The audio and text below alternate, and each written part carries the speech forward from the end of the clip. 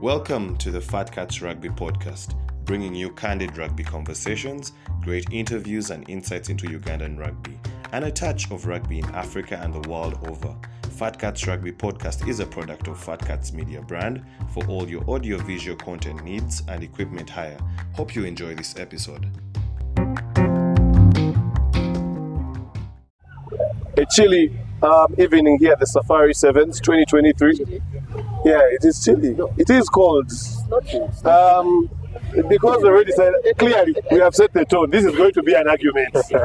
We are here in a muddy pitch that Kollo ironically used to discharge on the 4, but now RFUEA grounds is also seeming to be a little. We don't mop our grounds with we don't stop. You just us out of. We don't stop out of. Guys, can you let me have my moment with my intro? You can't go in the muddy ground. El Stadio de Ngong Road Branch. Anyway, Safari Sevens men's champions are the Shuja.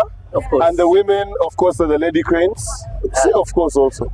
Congratulations to Lady Cranes. Yes. But of course, I'm here. We are doing a review of the entire tournament. We did a mini review yesterday, but this one we want to really dive deep in a couple of things. Myself, Ruben Kihumuro, Ernest Akorebirungi, Kollo Nabiswa, and Edwin Wawide. Edwin, let me then first start with you. 2 days of this experience. In short, in summary, how has it been for you? Yeah, it's been amazing. First time to be here at Ngong Road for someone who has watched rugby for a long time. Really? This is my first Really? time. So what are you doing at Kings Park? Kings Park? Watching cricket. No, he's saying outside. to come and watch at this pitch has been something very amazing for me. To get an experience of Harlequins rugby and then embracing Safari Sevens. Something that has been on the list for rugby tours for quite some time.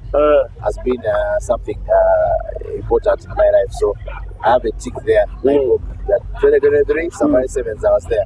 Yeah. Ernest, you've been busy. You've been really, really busy cooking this weekend in the commentary box. Cooking lots of English. A lot of English. I don't know if you're going to have any English for the next week. But anyway, just tell us about Safari Sevens from your point of view. Of course, for me, Safari Sevens is a personal tournament for me. My first tournament as a journalist was here at the Safari Sevens in 2019. Okay. And I missed in 2021, but I'm back.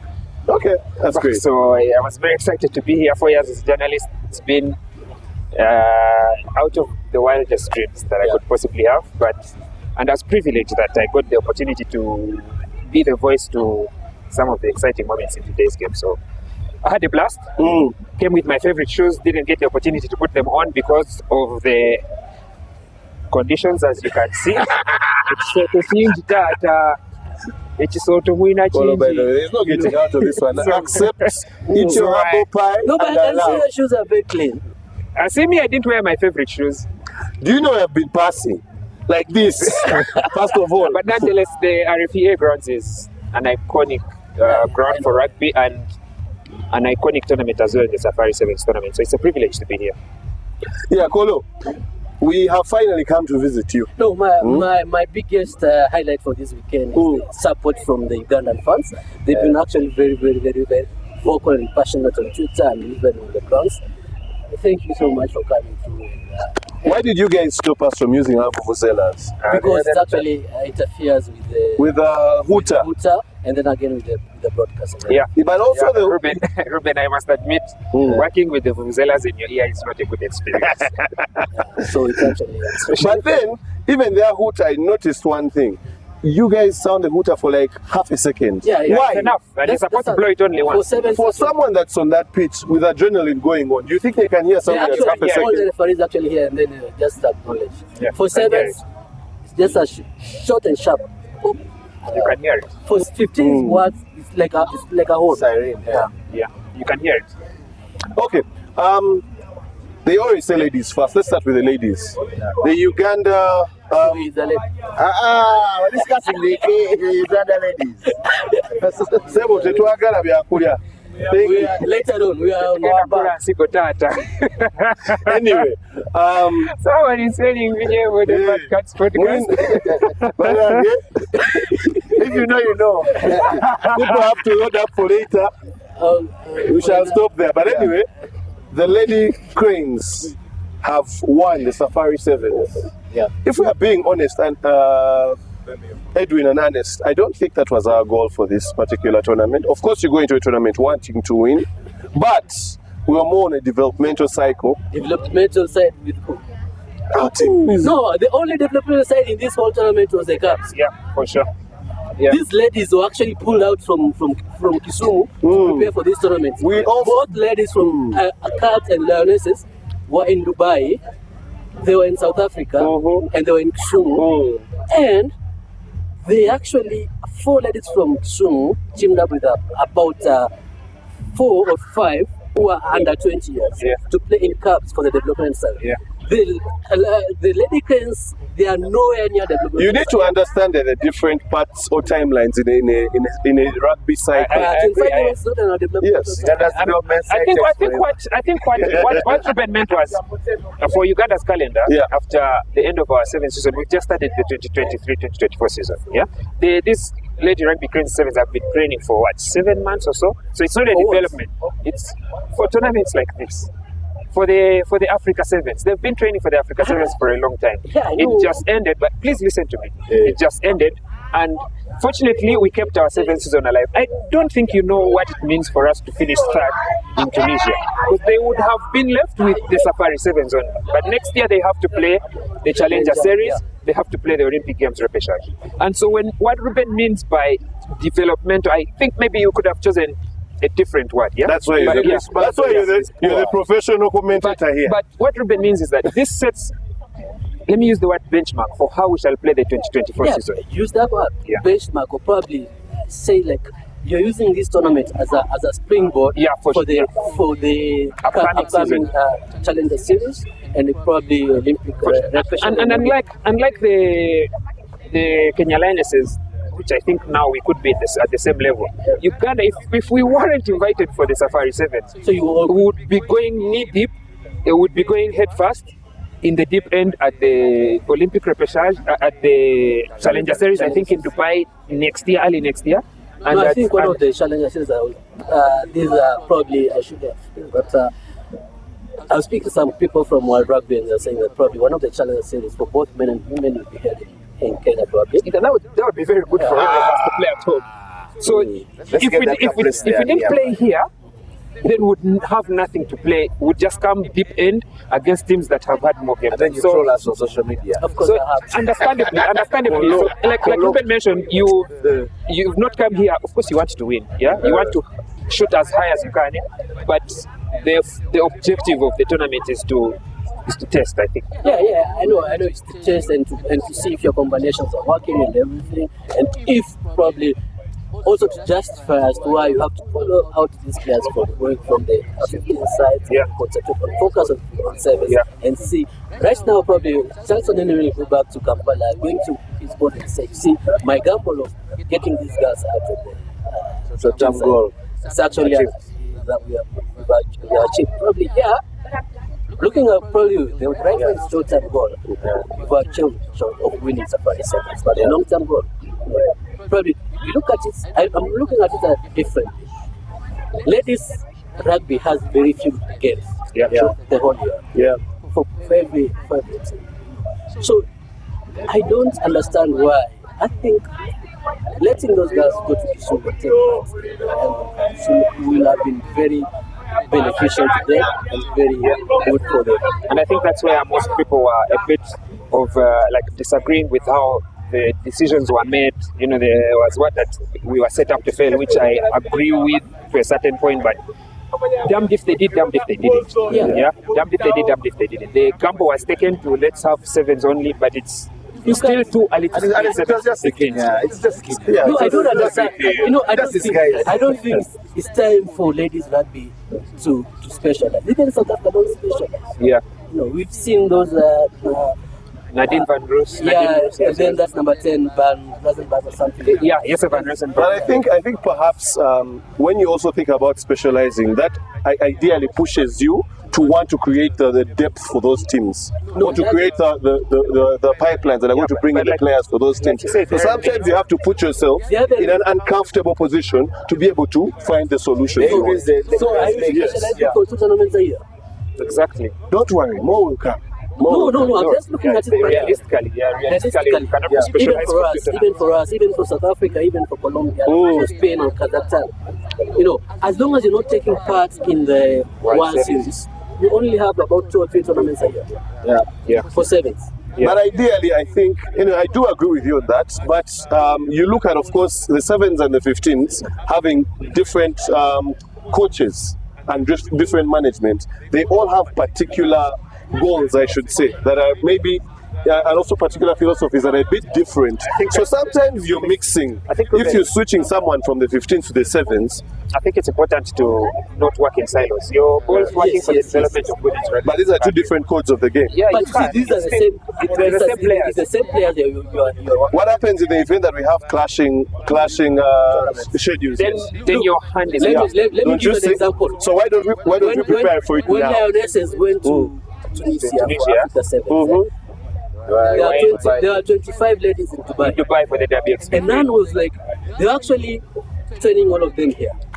They train for 15s, and then now after the 15s are gone, the 7s remain, and then they do their own. There are 12 ladies in South Africa. in Tunisia. In Tunisia, yeah. So there were 25 ladies in Dubai. After Tunisia, 5 ladies from Tunisia flew to Dubai, and the rest came back. And after Dubai, 4 more ladies flew from Nairobi to Kisumu to link up with the 15s. So you basically have like a pool of about 30 players, top players, elite players. If you can use the word elite players in the country. So this is the same players you're going to use for 15s rugby. The same players you're going to use for 7s rugby. But because you have very limited number of test matches a year, like for example, Uganda. This year, how many test matches have you played? This is our first game, the Victoria Cup. The Elgon Cup was our first game since 2020. So why are you denying this? For Kenya, they have played a number of test matches. They played 8 since the last but played Uganda. they are not enough. Yeah, well, it's definitely something that gives us a lot to think good about. perspective from Kollo. Yeah. But just going back to the fact that in Uganda we've been having a series of negative, let's say, PR towards the women after that very shocking loss in Kisumu. But finally, we have some good news on the women's front. Yeah. So I just want to pick from you, Edwin and Ernest, your thoughts about the journey of the sevens team, the Lady Cranes, and how they featured in your perspective here at the Safari Sevens. Yeah, we'll start with the Rugby Africa Sevens, how it went. And you also go back a little bit to last year, where they finished 4th. They beat Kenya in the group game. Now you come to 2023, they lose to Kenya, and then they finished that. So it was negative, positive, negative. And on that onset, the ladies had the time of their lives. Many videos of them having that experience in Tunisia. Very many aspects of their play that came up that were concerning for many on here when we came to this tournament, particularly that chemistry thing. We need the ladies to play more and have as much chemistry as possible with themselves. Because once there is chemistry, all these things are seamless. The work goes and shows. It shows that the ladies can play. Because a few moments on the pitch, you could see there was a little bit of distracted effort. Particularly when in the final, you could see there's a lot of pressure coming towards the tail end of the game. So now coming to today, seeing how the ladies lost to the Lionesses, they lost to Cubs, which was like, I think, the low of the tournament, and then managed to bounce back, beat the Cubs again, and then beat the Lionesses was something that they really took quite seriously. Very many players who caught the eyes of many. I liked very much my Maimuna Nasso's turnovers. They were very, very calculated, and she was always stealing that ball. And then I think even the game against Cubs, where she managed to nail a few conversions from the end, which was very, very amazing. Obviously, the person who I liked a lot in Tunisia, Lona Molly, had that injury, and it was good to see her in the photo, the team photo. Later on during the day, and then also having the captain as well, just like who carry a lot, taking a few bodies, but also taking a few ball hogging minutes. But it was a good show from Uganda. I hope we can have this as the stepping stone to make us go into the Challenger Series. Usually at the time we have a time to like a week to relax, but I think they should continue. I think they need more conditioning as well. because they're gonna face top competition. Yeah.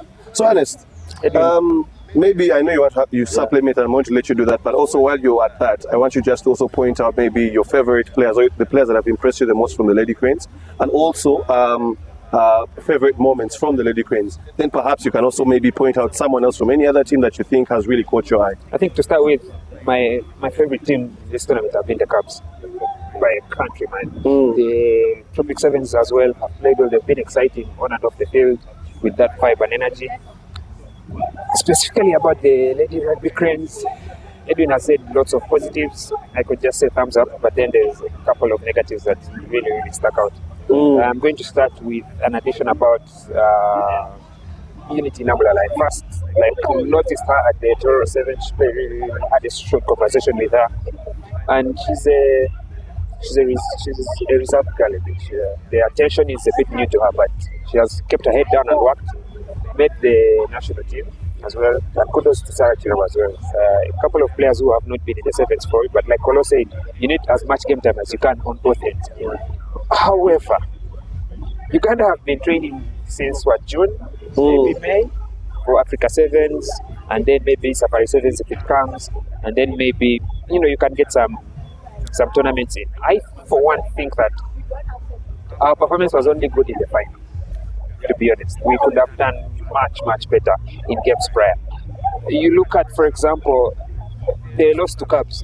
Was a result of mistakes that we have been doing for a very long time. Even in the Africa Sevens, you have a whole team that is playing as individuals. Everyone is going for glory. Everyone is trying to get the hit in, get the carry in. Yet, as you saw in the final, once you let the ball do the talking, once you let the ball do the work, passing is so easy. These women have enough soft skills. Sometimes probably across the board they are more softly skilled than the men in the competition. So we want to see that working. The game against the Cubs, Peace Lekuru had 3 turnovers on her as she's trying to carry the team forward. Yes, you may be the captain, but you can't do it alone.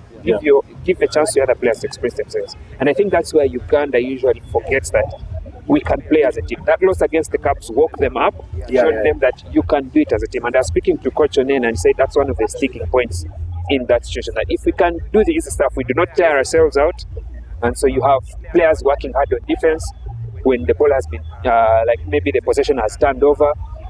But most importantly, you keep changing the point of attack. And that's how we're able to beat Kenya in the final. I think one important thing that has always hampered Uganda's performance in rugby in general is that we approach these games with a bit of a back foot mentally. Hey, we're playing against South Africa. You can already see when the players are in the tunnel that they've lost the game. We're playing against Kenya. It's hot.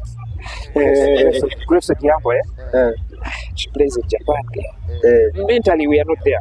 But this is one of the games that changes the tide for some, because Kutesa and Unity Nabulala do not know how to lose to Kenya now. They might have lost yesterday, but then now mentally you break that barrier, that ceiling that has always had the advantage that they have always had. And they lost in Tunisia. They've been losing to Kenya. Every Kenyan we have talked to is petty. But the truth of the matter is, Uganda has always lost before even the first whistle is blown. And games like this where they come out, they play as a unit, they play as a team, everyone gives their utmost best. You saw Maimuna Nasser is strapped.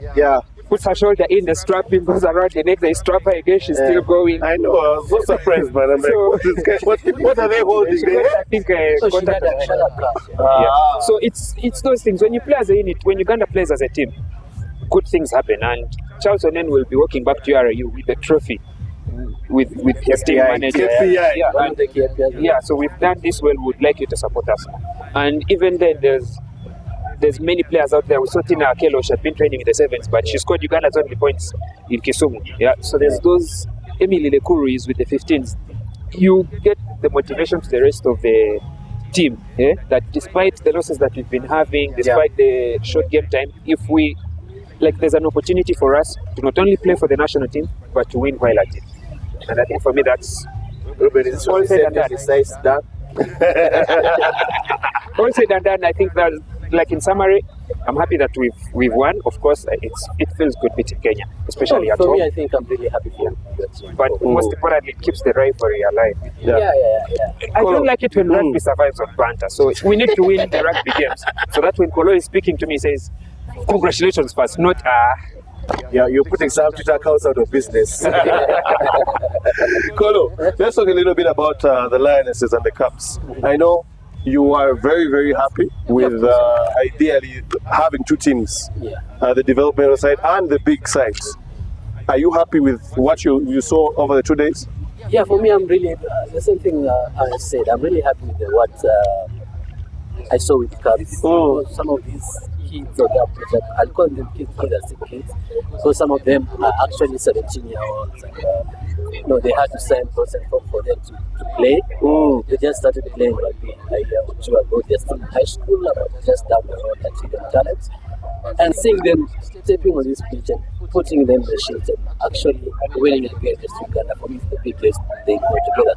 Of course, the senior team that is close to in the finals, but if I can use the word that Eddie Jones used, the cautious word. I thought you were going to say, we're here for the croissant. We're here for the croissants, mate. Like Anna Mnyak, the one that scored a try at 27. She's actually, I think, 17 because she was 16 when she started playing. And Kisha. She actually, when she was the top try scorer in Commonwealth under 18 games in Barbados in July. And then we had Clarice, and then we had Valentine, we had some few other girls who just who just started playing back about 2 or 3 years ago. So when they are checking these boxes, only shows that actually our future is good.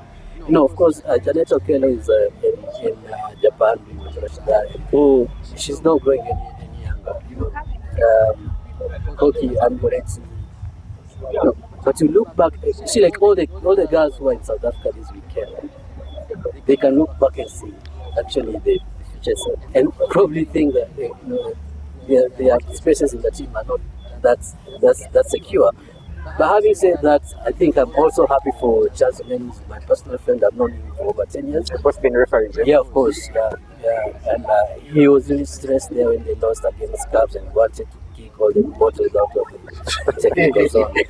When I saw him when Board was there, and then the SNC again came and hugged me and said, coming to Kenya and getting a result is not the easiest thing. I'm really happy for these guys. So all in all, I'm really happy for that technical event for Lady Prince. Congratulations to Onen and the team. Well done, everyone else. And as Anna says, let's rugby in East Africa continue on the beach, not on the banter. Ruben, it's about to rain. It's about to rain. The guy has made a compliment about it. I know. Wherever Poggy is, he's probably going to get a heart attack. Poggy will find it hard to say something nice about you. Anyway, congratulations to the Uganda Lady Cranes for that very, very big win. One that I dearly like. Anna said might change the tides for many of these girls and how they approach the game. But now, let's talk about the men before we wrap this up. Yeah. Of course, the Shuja won. And okay. Let me also not be petty. Congratulations to the Kenyan Shuja. I have to say I was very impressed by, many people are going to talk about the attack. Yeah. The defense, my lord. But that's what one other the defense was crazy. The defense, I mean, against Samurai, you're leading by 19. You probably, a few minutes to go, you could maybe be a bit lax and maybe letting it try, but still won't affect you that much. These guys were defending like their lives depended on it. It was amazing to watch. You see, anyway, I don't know what we are going to do, but yeah. So let's just talk a little bit about it from a Ugandan perspective. Unfortunately, we lost to Samurai in the semis. There is something that didn't sit right with you, and I don't know if Ernest is going to agree. Let's start from there. Let's wait for Kollo because I had a discussion with Kollo about it. And okay, while we wait for Kollo, let's just give me a review. Kollo was the head at that technical zone. He's the guy who's making those communications. Okay. And so he's probably aware of what happened, I still think, and I believe that the communication between the referees and the players and the sounding of the hooter left some confusion. And the decision that the referee made as the sole judge of truth and fact, it might not have been the correct decision. But really? Kollo believes that, and as he returns, he had someone to talk to. As Kollo returns, I strongly believe, Kollo, welcome back. Kollo making plans for the night. I strongly believe, just sorting out some business over there. I strongly believe that, and we had this discussion, Kollo, that when you score the try, there's different schools of thought about that. When you score a try, before the hooter goes, and the hooter goes after you've scored the try, you're allowed to take the conversion, there is. And then game imeisha. Yeah? No, now, and that's where we differ. There is, if a hooter goes in between the try and the conversion, you have to take a kick off. Really? Yes. Remember when we won the ticket to Olympics in 2015? Zimbabwe scored, and then the hooter went. They kicked, and then they had to take restart. Actually, is there an option that the referees watch? He still had time, regardless of whether the hooter was. That's actually according to the law. You have to take a restart. I do not have the information on my hands now, but like I said, as I told you, I'm going to send you actually that law, but you have to take a restart. But if I can just go back to that game, I think tactically again, it wasn't the best decision to kick deep, because you're kicking deep, you're giving them possession, and then now you have to chase, but they actually have their line. But if you kick short, it means that it's contestable. You can win. You contest in the air and knock it on. I think it's two-way. The game is done. What about the aspect? Sorry to take you back, but the aspect of saying that on kickoff or the restart, kicking directly out. That's what I mean. As long as it bounces on, yes. Okay. And that's what Aaron was going for. It's just that as long it bounced on the pipe and stayed but on. If it goes straight out, then they'll have a free kick. Free kick. The ball just bounced and failed to go out. As long as it bounces in the pitch.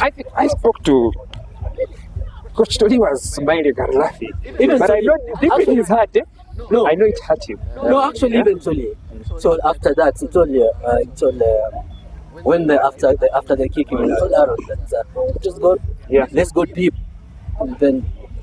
So I also agree with Aaron's decision to kick deep. Yeah, I don't think that's the best decision to go for that. Look at it this way, You're damned if you do, damned if you don't. You kick it short, they win possession, they are attacking from 10 meters, from 60 meters. You kick it deep, and they win possession, they are going to attack 100 meters. But again, you can I was there looking at it. I think the Uganda team, after that kick, they all ran towards. The defense was poor in that very situation. And then they left like 3-man overlap. And Marcos was there alone. Yes. He's a debutant. There alone with 3 very experienced. That's number 9. That's looked at him in eyes. I think he smelled fear. Marcos is a winger. It's quick, but But remember that guy. That guy is the one who actually caught up with Odongo. Yeah. No, what I wanted to say is that when the kickoff was made, I think also the blanket chase was not as good. Yeah. Yes, the defense either it was a camera angle or because the person you see in the first frame when the samurai guy got the ball was at Reader. And who is the last guy you see trying to chase to stop the drive? As you see, and again, so you know has just come on the cover. And Atuna has just come back on. Because he's been substituted. And then after that, he came back on. So he's just coming back on still, and he still have the energy. We need all our guys to have that energy. That call. You cannot sour grape over referees' decisions. You play what's in front of you. Maybe Coach Toli's smile, even as he's trying to mask the pain and all, was in that Uganda have had the best finish at the Safari Sevens ever. We've never made the main cup. I've actually watched Safari Sevens in 2004, and I think this is the best Uganda team that has ever been there, apart from the one that was at Kasarani a few years ago. In 2016, when it was also Africa Sevens, and we feel that they were second team. Remember the captain who went to the US? Kasita, yes. No, Alfred someone. Bijik? Alfred Vijik. Alfred is in South Africa, I that team. That team had the one that disappeared in France. Although, I think the city was just was just starting. It was 19 years old. Yeah, I think that's that. I think Aaron was there. Aaron and Joseph. Aaron and the two Okia was captains, there. Aaron and Casito made their debuts in 2015, I think. So Apart one I in think Dubai, it's the one other of the in Cape best, Town. and I think for the first time, I must admit that Uganda are playing very good rugby in sevens. They are strong, they are big. Masters is playing good rugby, actually is playing good rugby. Yeah. So anyway, we have been applauding the work that the Uganda Sevens have been doing. About the debutants, of course, we did not bring the typical Uganda Sevens team that we normally would have brought, but Who was missing? a lot of players were missing. Apart from me and who was missing? Timothy Sines with the Timothy- No, 15. Timothy has already left the setup. No, Timothy has already. Philip Walker. No, Philip is Yeah, fast. see, He am can't I even saying run. exactly? You saw what he was doing in Zimbabwe. He couldn't even run. Anyway, This is the same mentality that we have with the women. That it is we're setting a benchmark for a 2024 season, and this long is a season. this is a very good. This is your best team, apart from Ian, probably because of work. And who? Because I don't count Philip as a part of it because he comes in and out. He's just one of the people that are in the setup who wakes up in the morning, go to wherever they train. 6 a.m. Yeah. 6 yeah, a.m. sessions. we did have a number of players who were given a shot this weekend. Roy Kizito, And Roy is Marco good. Suna. No, he's good. Tell me about your thoughts when it comes to the debutants Man, in and some Uganda, of maybe the fringe players that have also been given a chance. in Uganda, people move on so quickly, including the coaches. So if you get your chance like Roy Chizito, run away with it. And he did. 6 tries. Literally. He's 6 played tries. so well. And remember, he was here for Kabeberi 7. Yeah, he was here with the. So I with the test. spoke to him yesterday and said, I know my way around here, and he has shown the fruits of the labor that he has put in. Marcus, on the other hand, didn't get much game time. Yeah. Maybe the options that he's coming on is as a forward, so he's not going to shine that much or get much game time because of the options that Uganda has. But also, there's a number of other players that are making their debuts here at the Safari Sevens. Davis Shima was not as exciting. Aaron came on really good rugby. I think Timothy Mugisha was here at 2021, no? Maybe not Alex Aturinda. So, it's... Who will take the For third me, your place? best debutant I think was Roy Chizito, without a doubt. He dropped those Germans like they were like I know, like German bread. that the boy has really made the news this week from, of course, his transfer from Impis to Pirates. it's and then, and then now his display, I mean, for a debutant, that was so amazing. But anyway, as we close this, I want to know from the Shuja, winning Safari Sevens, what next is in store for them? Of course, it's very simple for us. It's very simple for us. We have to get back to where we belong. So Bling,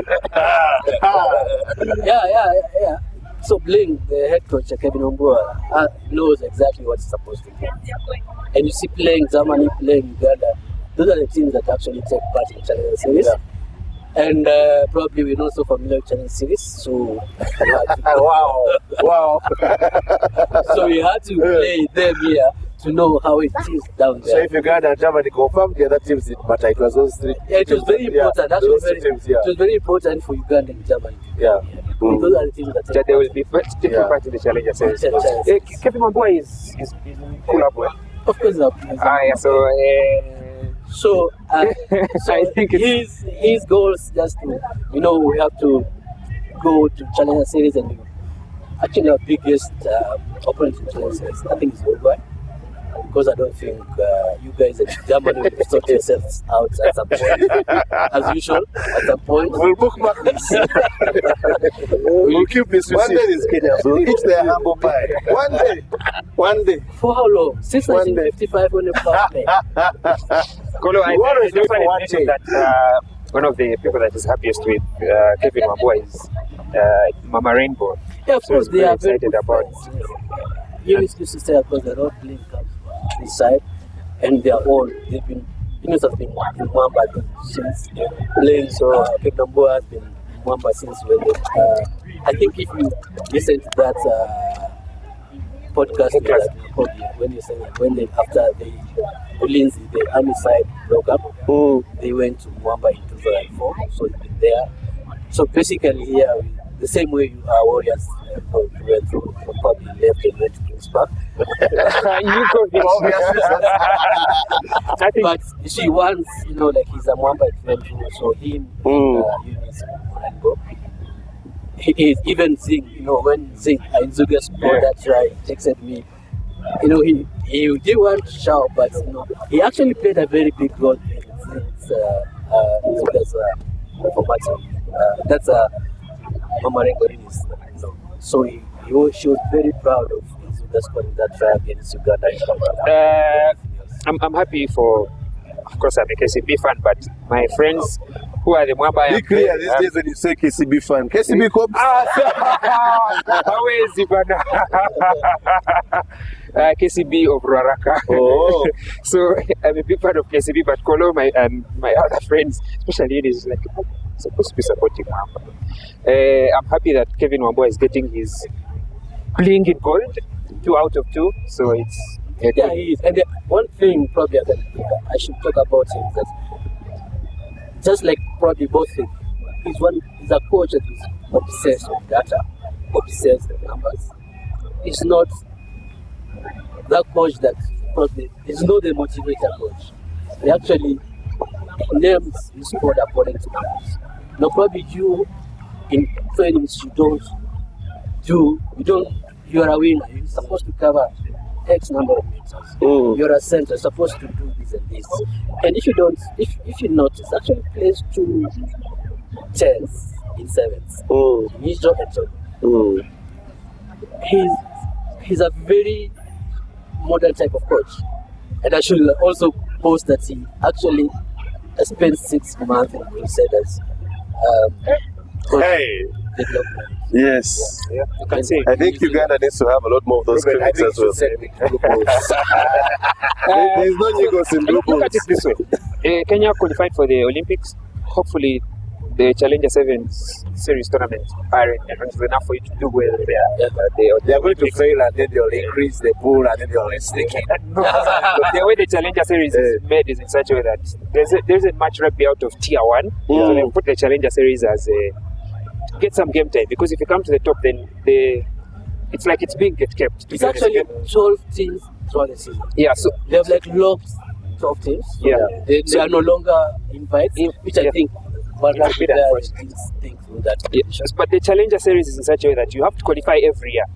You have to qualify every year. So because then that means that if they say that if you do not qualify every year, it means that Uganda and Kenya will always go for the Challenger series, looking out Zimbabwe. Yeah, because if you say the top 2 from Africa, then you're looking at regulation and promotion from down here. It means that Uganda and Kenya, who can never finish at the bottom of the Challenger series, the bar is very high here. Will never get up to the Challenger series. But same as men and women, you need to stay active in your regional competitions, Oceania, Asia, South America, I think Africa. Even the same thing that in and out with WXV3. You know, like first now, Kenya has to come back to Africa and play a qualifier to go back for WXV3 next year. But now what they're doing is that now Kenya and I think Uganda will. I'm not sure about Uganda, but what I know is that Kenya, because now South Africa will made WXV3. So Kenya, Uganda and probably Madagascar have to play a qualifier next year to qualify for WXV3. So you have, for you to go back to the global, you have many barriers. Like I said, Coach Tolbert mentioned it at the start that for him he's focusing on the individual attributes, how many meters are you gaining as a winger, carries and what. You mentioned the term processes, and I think in summary, with all these tournaments that are coming up and the competitions that you need to work hard for, the processes have to be, like the objective has to be on the processes. You get the processes right, you'll keep moving forward. You don't get the processes right, you're trying to walk in quicksand. And the harder you work, the deeper you sink. Edwin, your reflections as we close this. Safari Sevens, how has it been? beat Germany, As an event. whenever we beat Germany, I get happy. Apart from the women.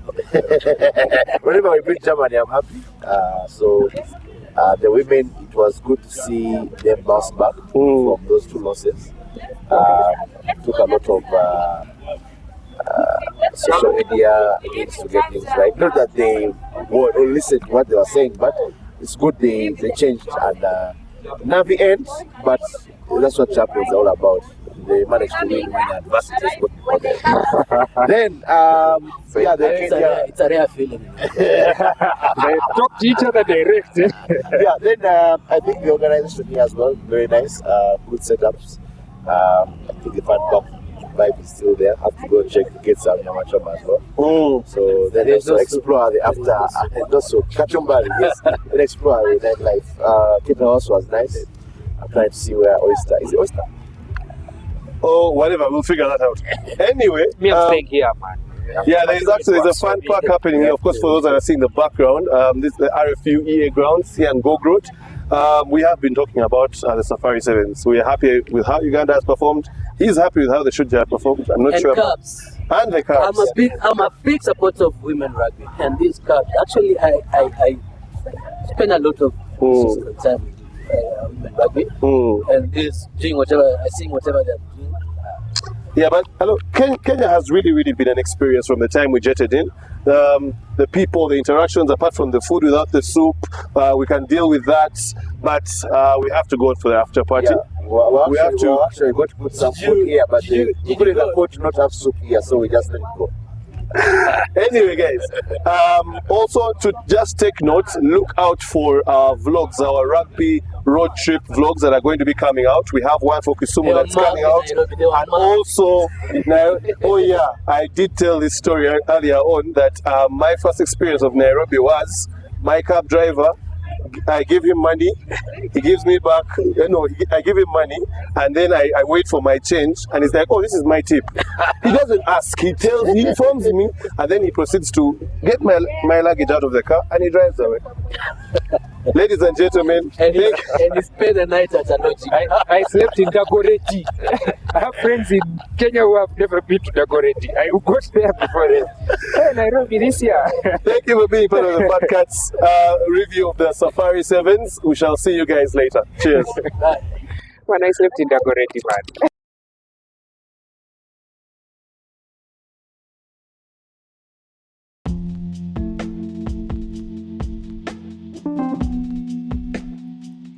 Thanks for listening in. Share with us your thoughts from today's episode, and don't forget to follow us on Facebook, Instagram, Twitter, and subscribe to our YouTube channel.